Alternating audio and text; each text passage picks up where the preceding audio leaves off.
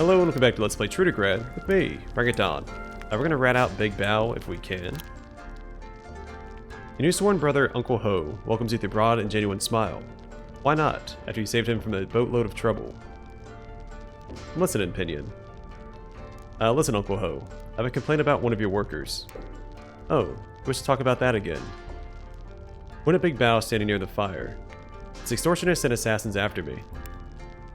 Hungry Mouse is desperate enough to hunt a cat. This is a serious accusation. There's never been a criminal in my family, and Bao is family. How can I convince you? I do not know. The simple words will not work on me. You don't believe me. I'm also family, don't forget. We're not related by blood, sure, but spiritually we're family. Ancient Dealer shrugs, eventually nods his agreement. You're a correct, Pinion. We're not bound by blood, but I did call you my brother. I will not take these words back. Especially since you're the only one in my extended family I can truly be proud of. So it is decided. In the case of one relative bearing witness against another, one who has helped the family more must be in the right. Be honest, and if you hadn't dealt with Lang, it'd be a better relation than Bao. Ho claps his hands and two huge guards appear, seemingly from nowhere. He tells them something in Chinese. Without a word, they grab the surprised Bao by the arms and drag him off someplace. You're not entirely sure. You have a sneaky suspicion that nothing good awaits him, wherever they're going.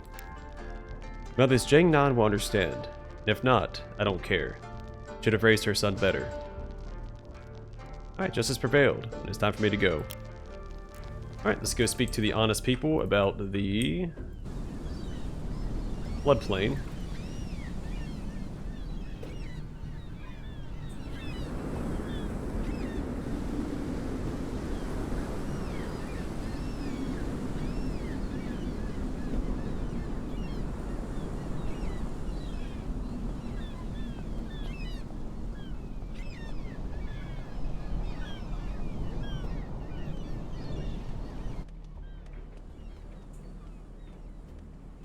I don't remember who I actually got the quest from.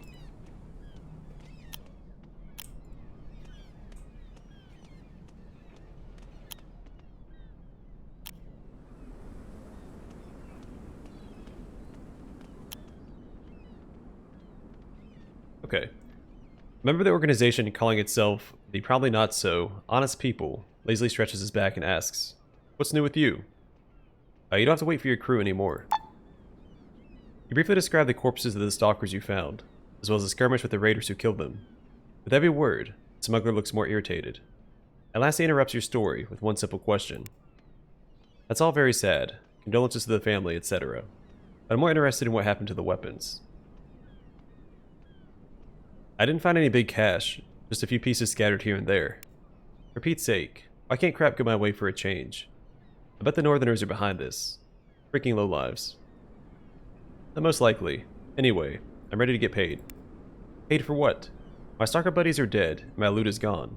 You're basically an errand boy with bad news. Any nitwit could have done the same, and for free. A nitwit wouldn't have come back at all. The fact we're talking right now shows I deserve compensation. Okay, alright. Don't jump out of your pants. Here, 100 rubles and a lovely new chem. Just don't tell anyone. I don't want people to think I've gone soft.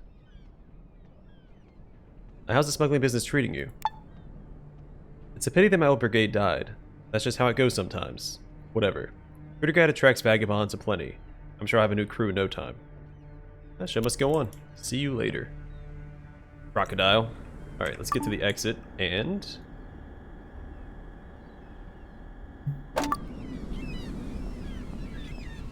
go speak to the rebels at the tavern.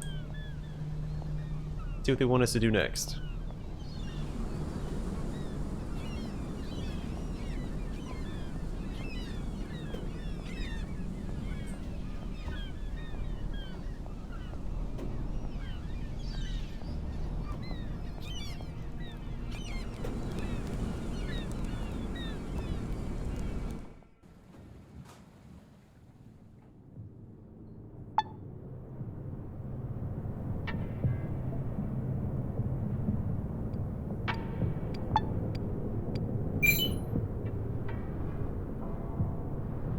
Oh no, we didn't succeed. Shiver me timbers, what a failure. Nobody will ever know why you attempted to break the ice with armed men or tell them a joke about pirates, plundering each other's booty when they miss women during long months at sea. With screams and curses, the merciless corsairs attack. Maybe we'll get some cool pirate gear. Quick save, and where are they at?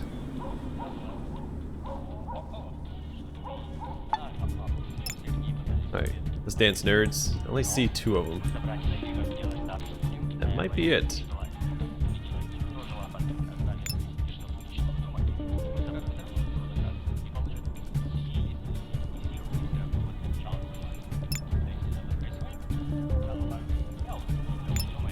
Alright, don't keep running away, guys. Don't want to have to keep chasing you down.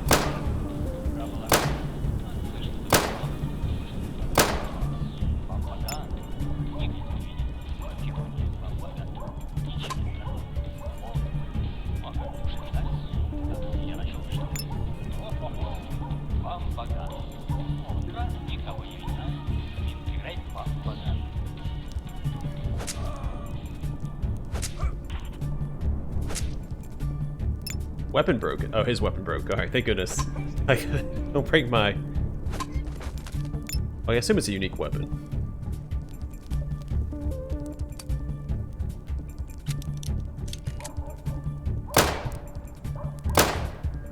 Alright, they should be able to take care of this guy. I'm gonna go after this guy.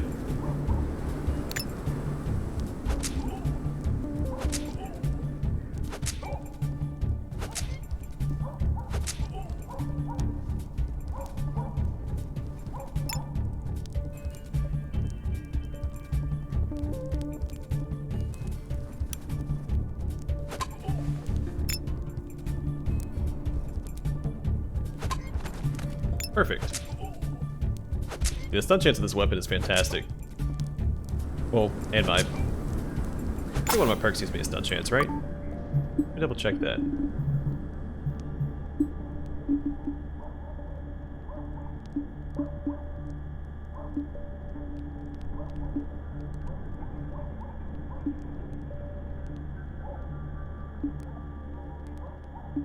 Oh, maybe I don't.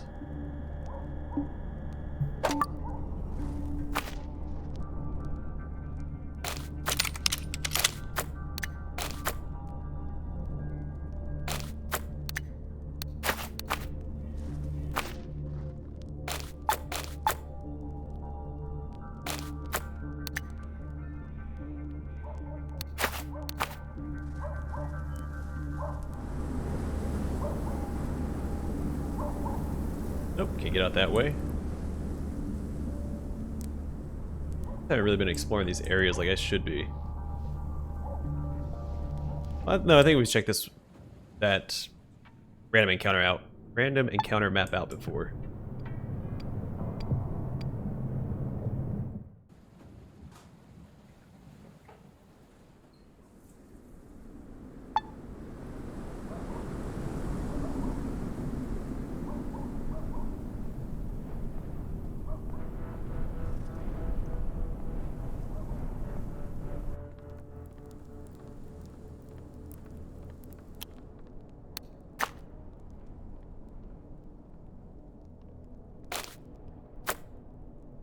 Oh, 91 rubles for a pitchfork.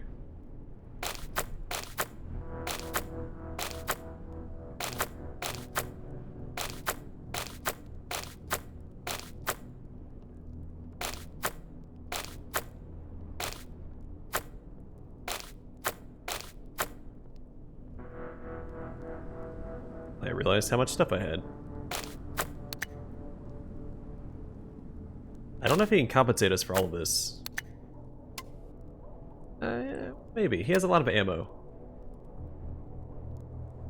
We'll see. Let's have that junk.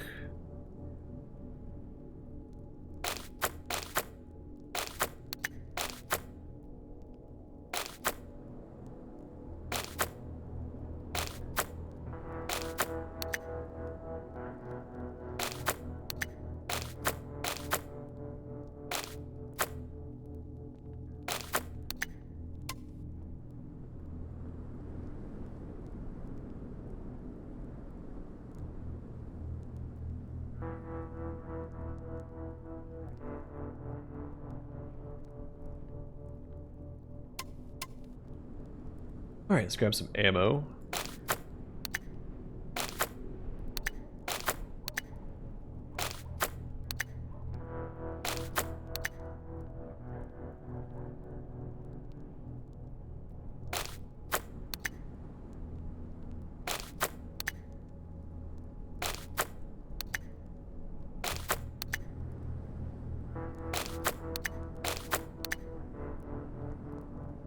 Alright, it's not really a good trade in my favor, but I'm okay with it.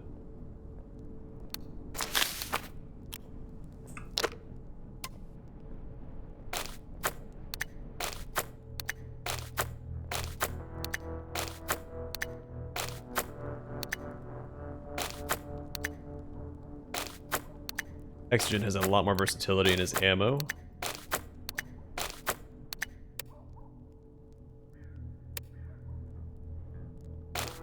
Alright, now that one of them are over encumbered, let's go ahead and sell that tin can that I just picked up. Get rid of that dice as well.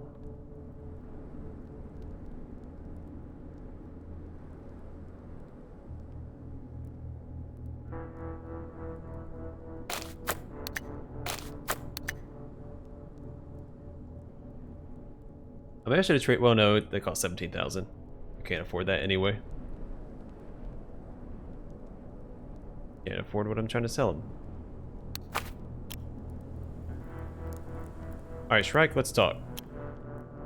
Shrike, one of the revolutionary commanders, puts down his drink and gives you a stern look. I told you to go rest. You deserve it after that rifle gathering assignment.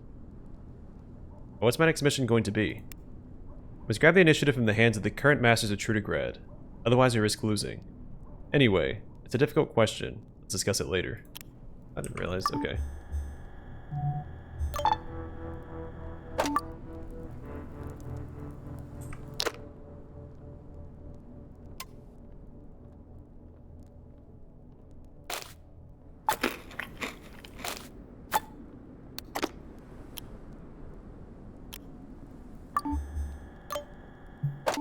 Oh, we're going to withdraw. Well, shoot. This means you can walk around the city for a day.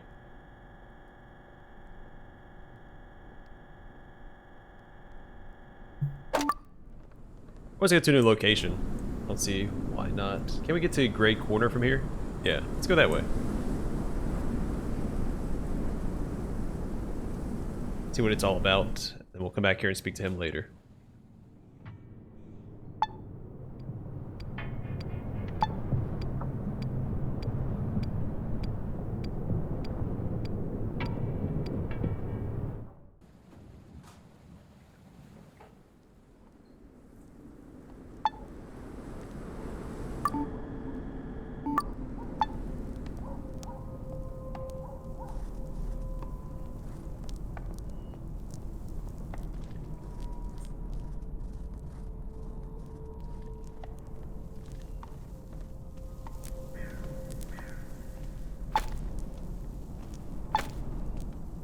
One man's garbage is another man's 1 ruble apiece.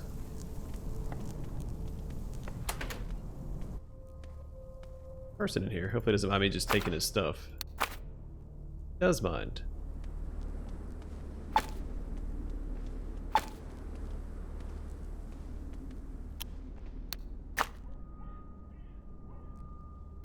Alright. Young but worn-looking man glances over at you, then immediately averts his gaze, avoiding further eye contact. His name is Wet Willie. This place is already taken, dude. Tell everyone this is Wet Willie's hovel now. If you're looking for a cheap bunk, I suggest you pay Antler a visit at the flop house. Okay, but I wanted to ask you a few questions. Nah, you're like you're a decent person. Your kind belongs up above, not down in these trench streets, talking to street rats like me. Can you at least tell me about this crib? It's not yours, am I right? Have you forgotten where you are? In Trudograd, it's first come, first serve, especially in Grey Corner. If anyone, aside from Antler, tells you he's the rightful owner of something other than his own pants, you're looking at a liar. Or Igor Petrov, which is unlikely. Tell me about Antler. He's pretty chill for an old dude. Keeps a flop house for new arrivals. Those who are too well off to be homeless, not well off enough to bunk down somewhere decent. Talk to him if you haven't already. Tell me about Igor Petrov. After the war, the city's constitution was being rewritten every day. The bill was passed allowing descendants of those dispossessed during the old revolution to claim their family's property. Igor Petrov wanted to earn some greenbacks from this new rule. He claimed the land where his Grams kept an inn before the Bolsheviks came. When the suits in charge refused him, the poor schmuck took matters into his own hands. Snuck into the corner in the dark of night, just like an old Tsar's officer, started scaring the local sundowners out of the district. Folks say that if you get real high on magic mushrooms or something, you meet his ghost wandering around the horse statue, where an angry mob burned him alive in a pile of tires. Okay, well we have mushrooms on hand, so we'll probably talk to a ghost. Understood. So we can we talk about something else? What really shrugs it differently? I want to ask a few more questions. I still can't talk to him.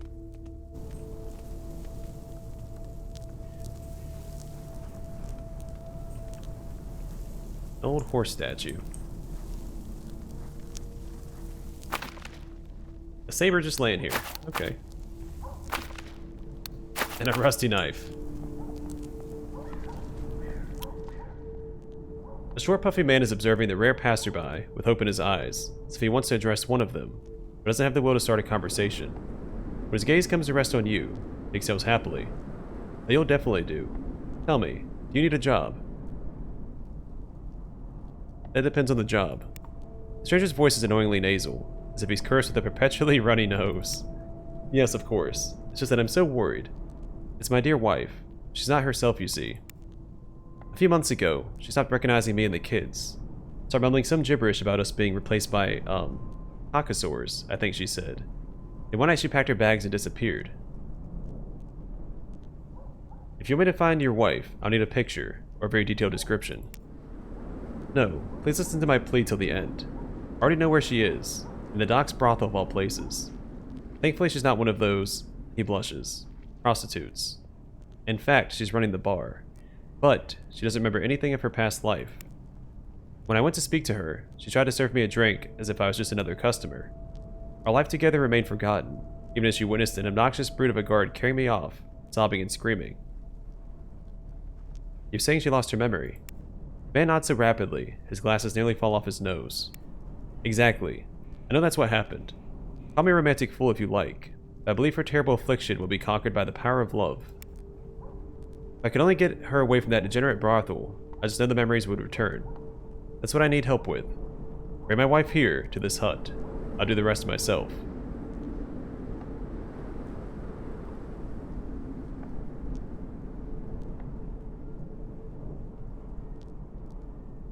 Let's go to the brothel together. I'll arrange for you to talk with your wife in private. I'm afraid that won't work. Call me a superstitious yokel if you wish. That place has a dark aura around it. This terrible negative energy is keeping my charming wife from remembering her past, just like it did last time I was there. Please, just talk to her. Maybe you can plant some doubt in her mind. You know what I mean, right? For this service, I'll pay you 500 rubles. Okay, deal. Thank you. I'll wait here. I'd do anything to bring my fit but curvaceous wife back home. Okay. Now I'm a little suspicious. I mean, I'm suspicious to begin with, but this, why did you leave your kids to travel to the city? I didn't leave them alone. They're with my mommy. Okay then, what's your name? Oleg Girin. Nice to meet you. Where did you get the money for the reward? Mary recoils as if pricked by a needle and starts breathing heavily. I have you know that I'm an educated gentleman. I can write, I can count, I can do a lot of things. I earn that money. About your assignment. Man starts breathing loudly through his mouth. You've got him riled up now. I'm working on it. Don't run off anywhere. This fellow is reading a newspaper clipping about a fantasy character, Hogan the Barbarian. He hastily folds it away in his pocket as you approach.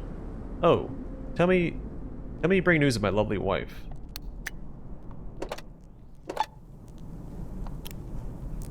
Alright. At the very least we can warn her about him.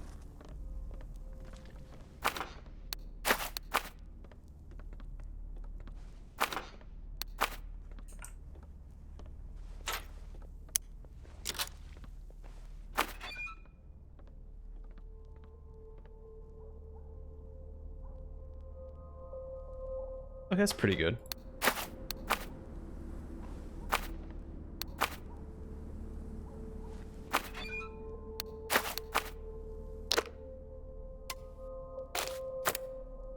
Alright, so what can that be put on?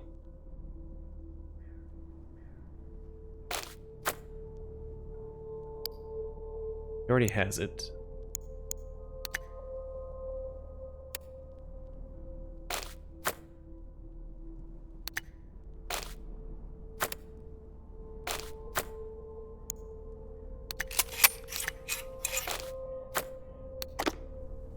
Alright, works for me.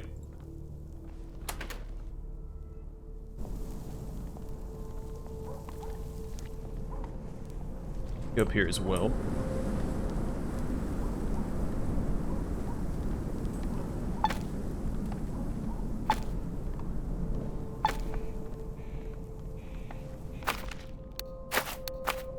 I didn't even see that guy standing there. He blends in so well to the background. You approach a kitchen table where two Great Corner dwellers are engaged in a conversation. They both simultaneously turn to you and quiet down. The one in the leather jacket, possibly the leader of this august assembly, addresses you in a worried voice. Stop where you stand, brother. Did Cipollino send you? Cipollino who? No, I came here on my own. The two visibly relax. The guy who spoke to you earlier looks at his partner and scratches his head confused. It's good that he didn't send you. Now what do you want? I just want to ask you a couple of questions. No problem there, brother. Ask me whatever. Remind me of your name. Call me Morjov. That's more than enough. What are you doing at the moment? I'm a former sailor. Now I do whatever I have to in order to survive. But my dream is to build a soup kitchen for the homeless. Life in Great Corner taught me compassion, especially for those less fortunate than myself. Tell me about Great Corner. Great Corner ain't that scary, despite what you might have heard. Gosh darn, the locals are better people than them folks up on the rooftops.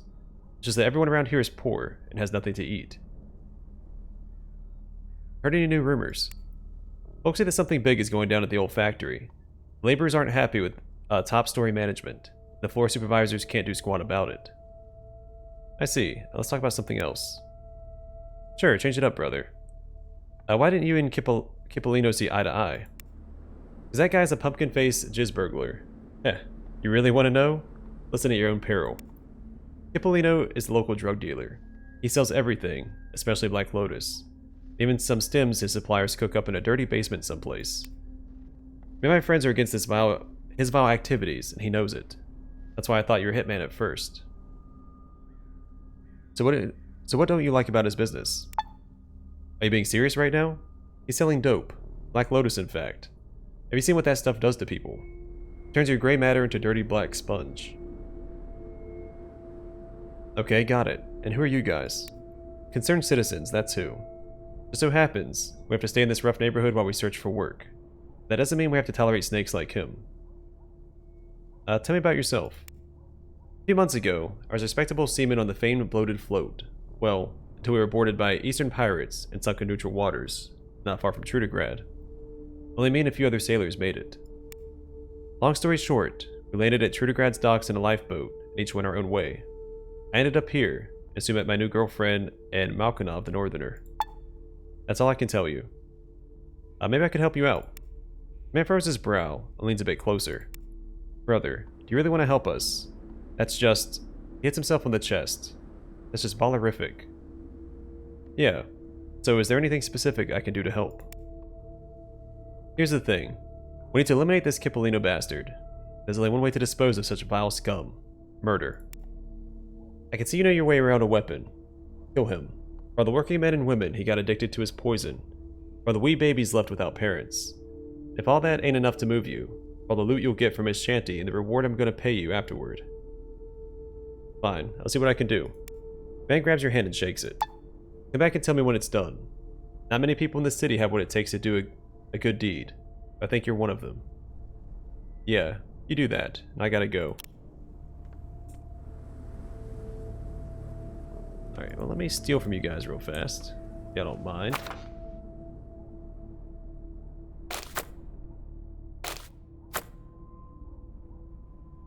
This is the final book, so we'll read that real fast after I see what's in this old weathered shelf.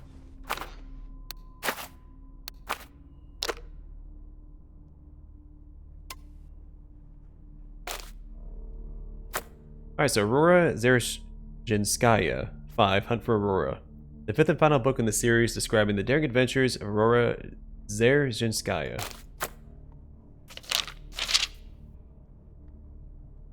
The Oil Baron's customized motorcycle carried the fugitives swiftly across the steppe. Most of their pursuers had long since lagged behind and disappeared. The three motorcycles were still close on their tails, and gaining every minute. Their engines roared throatily, their headlamps bobbed brightly on the escapees' backs. The triumphant shouts of their riders could clearly be heard over their engines. When the distance had fallen to 30 meters, the pursuers began preparing their nets and ropes.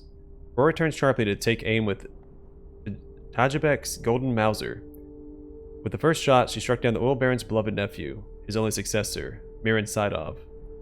Firing again, Aurora knocked the second pursuer, the main commander of Tajibek's forces, fearless Karamirza, in the saddle of his motorcycle. This was the same man who led a motorized raider horde to the walls of Novgorod 3 years before. With the third shot, Aurora's luck withered and died. The last raider, a gray-headed veteran who had fought in various conflicts, even before the reign of nuclear missiles, pressed himself down over the handlebars of his iron horse, letting the bullets fly past unflinching. He then undertook a serpentine pattern, giving Aurora no chance to catch him in her sights again. The veteran's partner, chief of the baronial hunt, Zed Khan, was meanwhile firing at the lucky girl from the sidecar with his carbine, and cursing every local Efreet and Deva who capriciously turned his bullets from their target. Unfortunately, neither could Aurora hit the enemy's motorcycle. To make matters worse, the Mauser responded to her handling with a dry snap, having shot through all its ammunition. Unfazed, the commissar opened with the saddlebag and snatched up a water flask, throwing it back at her pursuers. Thinking the flask a grenade, the rider jerked abruptly to the side, and the Uril's front wheel plunged into a pothole with the layer of a steppe gopher, and flipped, throwing the Baron's men to the ground. The chase was over, and by morning, Aurora and the advisor had reached the main gates of Benzidar. "What will you do now, O bravest of the brave?" asked Ali Akhtin as the guards opened the gates. "One word, my people will return you to your hometown, with a great reward for my rescue." "Thank you, I'm planning to stay." Aurora Dzerzhinskaya gloomily scanned the horizon as she weighed Tajibek's golden Mauser in her hand. It's time for the slave traders to learn what it means to live under the dictatorship of the proletariat. The end.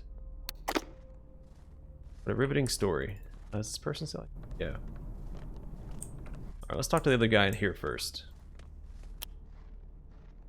This tall bearded fellow regards you calmly and nods. He doesn't look like the chatty type, but you can probably ask him 2 or 3 questions. "Hey, what's your name, pal?" Molchanov is what they call me.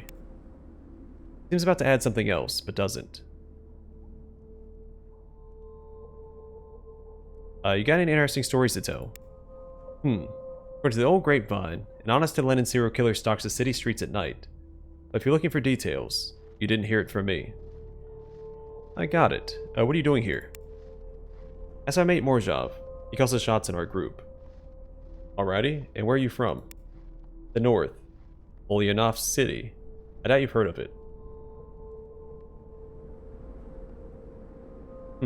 So how are things? Does living out here blow as much as I've heard? Molchanov, or maybe it's Molchanov. Molchanov hesitantly shrugs before answering. It's like everywhere else. A bit poorer and hungrier than Trudograd. Not as bad as the locals here believe. Sure, there's a lot of crime, but we don't have savage tribes or cannibals. That's all nonsense. I got it. Have you heard anything interesting lately? Interesting. The west wind is whispering that an actual comet is approaching Earth, and it will kill us all. Only a matter of time. That's just what I heard. Thanks for sharing. I have to go now. There's something I needed to check. I already forgot what it was. Oh, there's a guy right here.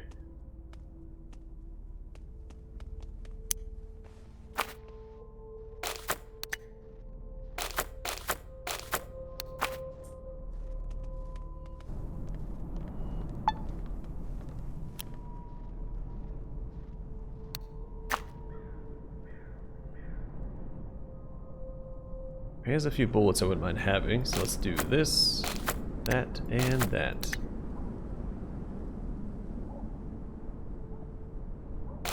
Let's keep going. I have more junk to sell this guy. There we go.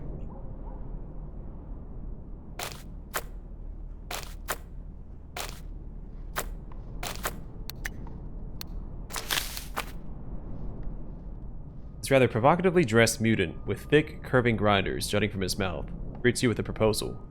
Hey, sugar, you want to have some fun? He speaks with some difficulty, lisping, whistling, and gulping down excess saliva. Depends on what you're offering. The mutant grins and jerks a thumb at the shack's crooked door. The offer is some good old commercial love. Thought maybe he wanted to play like cards or something. The hut has everything a man or woman could desire. A girl fit for any bloke. Breasts like ripe melons, and that butt. But let me tell you, before the war, they'd have kept something like that in a museum. Pip extends his hand to display the alleged size of the prostitute's caboose, then continues. I gotta rent boys well. Never tried it with him myself. At least she doesn't have any diseases. The both of them are experienced professionals. No quirky freaks like those broads by the docks. You can get them in any combination you like. Interested, sugar? I'm more interested in the answers to a number of questions. No problem, sugar. I only answer questions about my employees. Even wish Ganesha himself, I wouldn't be able to make... Even the wish Ganesha himself wouldn't be able to make me start gossiping. Tell me about your female prostitute. What about her? Name's Manya. Been in the profession for years. Has more experience than those painted whores from the fancy joint by the docks. Go on in. See for yourself. Tell me about your guy prostitute. Adding the lisp to my own dialogue. Why are you asking? Has somebody been running their mouth again? Go listen to the naysayers, sugar. A tilapia is a masterful boy toy with a great conversation partner. If you don't believe me, see for yourself. Buddy, why is the door closed? You're not keeping slaves in there, are you? Well, I mean, those two had another way to get their daily fix. I doubt they'd spend their time in that shack. Especially Tilapia. But as long as I'm their only pimp and pusher, they don't have much of a choice. Unlike you, who has a dizzying number of awesome choices at my pleasure palace. Hey, what was your name again? Right, I never told you my name. Tusk. Tusk the pimp at your service. Well, not literally. My employees are here for that. Then let's discuss what services are on offer. The math is super simple. 200 rubles for one body, any combination you like. Rubbers on the house should the need arise. Ha ha ha. Okay, no thank you.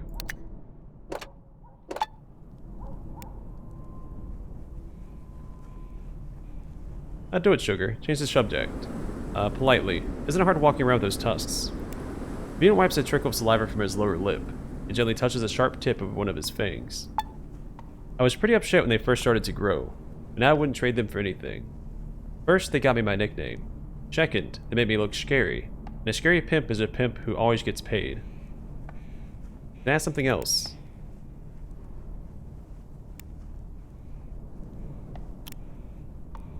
Can I go in here without paying? Locked. I'd be upset if... I might pay to go inside just to see if I can talk to those two. It might be a quest to free them from his employment. But for now, I'm going to call the episode here. In the next one, we'll probably see about trying to enter the shack and freeing those people if we can. And from there, we'll continue exploring Grey Corner. So everybody else is awake. I don't know why this guy... Maybe he only wakes up at night. I might try that. It's probably... Yeah, I'll probably wait till nighttime in the next episode as well. Go around and speak to everybody that's awake at night, and then wait till day and speak to everybody. Well, I can't. I'll mid-withdrawal. I take that back. Alright. Anyway, I've got a plan. We'll figure it out next time. Thanks for watching. I'll see you guys in the next one.